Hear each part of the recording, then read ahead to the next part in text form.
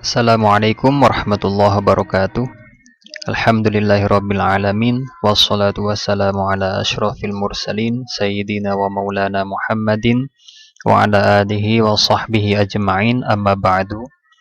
Alhamdulillah, kali ini berjumpa kembali dalam kajian hadis sosial edisi ke-6.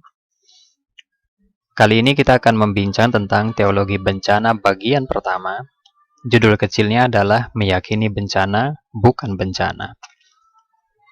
Hidup menyuguhkan ragam pelajaran yang teramat banyak. Senyum lebar dan derai tangis air mata. Hati yang berbunga-bunga hingga hati yang kering kerontang. Ada kalanya kukuh di puncak, di saat lain jatuh terjerembab hingga titik terendah. Suara-suara memuji dan laku menghormati tersaji di hadapan kita. Banyak juga nada mencaci dan tingkah merendahkan diri tertuju kepada kita. Sebagian orang hidup lebih banyak enaknya, dan sebagian lain justru hidupnya lebih banyak derita. Pendek kata, hidup yang dinikmati orang per orang cukup beragam. Yang pasti, sisi-sisi gelap kehidupan selalu menyertai. Ada yang skalanya kecil, menengah, hingga yang berskala besar. Acap kali, sisi gelap ini diidentifikasi oleh manusia sebagai bencana yang berkonotasi negatif, penuh derita dan memberangus kebahagiaan yang tengah dinikmati. Suatu ketika, Ummu Salamah mendengar Nabi berbincang tentang bencana. An Ummi Salamah, zaujin Nabi sallallahu alaihi wasallam, qalat, sami'tu Rasulullah sallallahu alaihi wasallam, idza zaharatil ma'asi fi ummati ammahumullahu azza wa jalla bi'adzabin min 'indih. Faqultu ya Rasulullah, ama fihim yawma idzin unasun salihun? Qala bala. Qalat fa kaifa yasna'u ulaik? Qala yusibuhum ma asaban nas thumma yusiruna ila maghfiratin minallahi wa ridwan. Ummu Salamah bercerita, saya mendengar Rasulullah bersabda, jika maksiat telah menyebar di antara umatku, Allah akan menurunkan azab secara umum. Kemudian ia bertanya, wahai Rasulullah, bukankah di antara mereka ada orang yang soleh? Rasul menjawab, iya.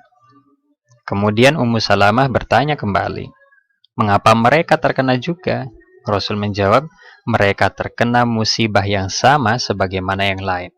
Namun kelak mereka mendapatkan ampunan Allah dan ridhonya. Di sini Nabi mengaitkan antara maksiat yang menjadi fenomena sosial secara umum sebagai sebab terjadinya azab dari Allah. Ada nalar kausalitas, sebab akibat di sini. Jika kita bisa mengatakan maksiat yang merajalela sebagai sebab, atau kita beri simbol X, maka azab dari Allah adalah akibat, atau kita simpulkan dengan Y. Y adalah akibat dari adanya X, atau X adalah sebagai sebab adanya Y. Apakah logika umum ini dapat diberlakukan dalam setiap kasus bencana? Tentunya tidak. Dan inilah yang justru diajarkan oleh agama. Terkadang bencana sebagai akibat dari satu sebab.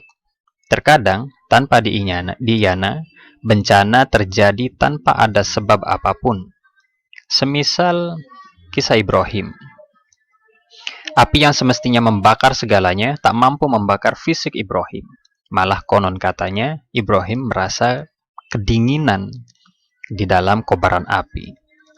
Atau misalnya penduduk negara Z banyak melakukan bahkan melegalkan maksiat. Tapi mereka hidup penuh damai, kaya-kaya pula. Di negara yang taat beribadah, hidup tak kunjung membaik. Nah, inilah yang diyakini oleh Abu Hamid Al-Ghazali, bahwa hidup manusia tidak terikat dengan hukum kausalitas. Atau seperti yang diyakini oleh Quraisy Shihab, tidak semua sebab X menimbulkan akibat Y. Masih dalam logika kausalitas, apakah orang soleh dapat menegosiasikan lingkup bencana? Jawabannya tidak, sebab mereka juga terdampak bencana. Kok bisa ya? Sedikit berpikir kritis dengan nada skeptis. Jangan-jangan orang saleh yang disebut dalam hadis ini adalah mereka yang saleh secara individual, bukan saleh secara sosial. Pengetahuan dan ibadahnya mantap, tapi sosialnya minus.